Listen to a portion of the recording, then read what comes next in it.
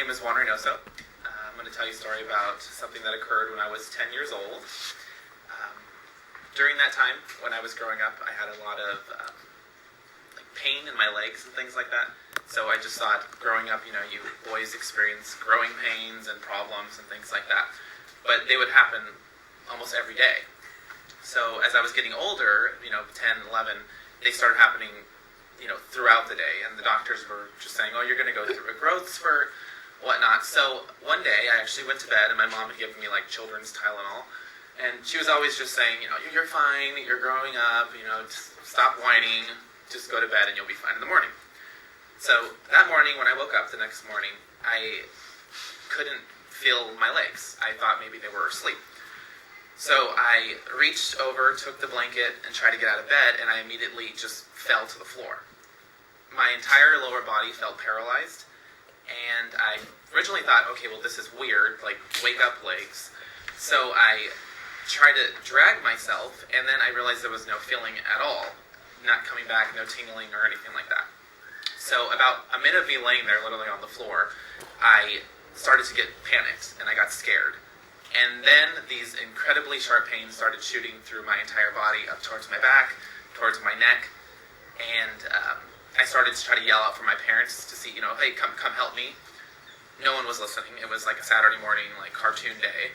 So I literally dragged myself down we had this long hallway, and I dragged myself down the hallway, and my mom and sister were in the living room watching TV. My sister thought I was just joking, and there was this big debate about me playing around and trying to get my mom's attention. My mom got freaked out, and she said there's something definitely wrong with Juan. They took me to the hospital, and the doctors couldn't figure out what was going on. So that day, I went to a doctor's office in Escondido here in town. They took me to a specialist in San Diego, and finally ended up at Children's Hospital in San Diego, where I was put in the hospital for about a 2-month period. I went into this weird, they did all these tests, and ended up having that I had a bone marrow disease, a very rare disease that's somewhat similar to leukemia, but it's kind of unexplained.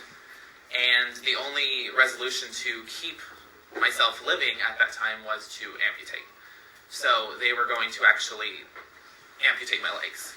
It was a really, really hard thing to deal with, especially being a child of 11 years old, and, I'm a family of faith and a very strong background in faith and spirituality.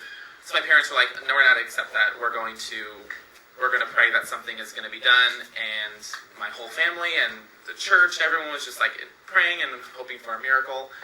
Well, it had been almost 2 months now that I had been in the hospital, and it was actually the day of my scheduled amputation. And I already had seen doctors and nurses and prosthetics, people who were going to actually help me going through this process of my life if I had amputation done. I told the doctor that morning, I want to try to walk.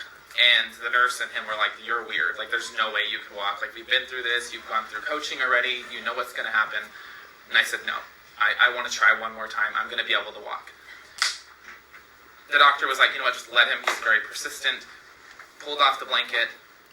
I put my leg down. It was really weak. I put my full weight on my legs, and I was immediately fine. Nothing is ever explained to this day. There was no test results that show any problems. It was like nothing ever happened in my entire life. So to this day, I have never had any reoccurrences in that situation, but I call it a miracle. So it's just kind of crazy. That's my story.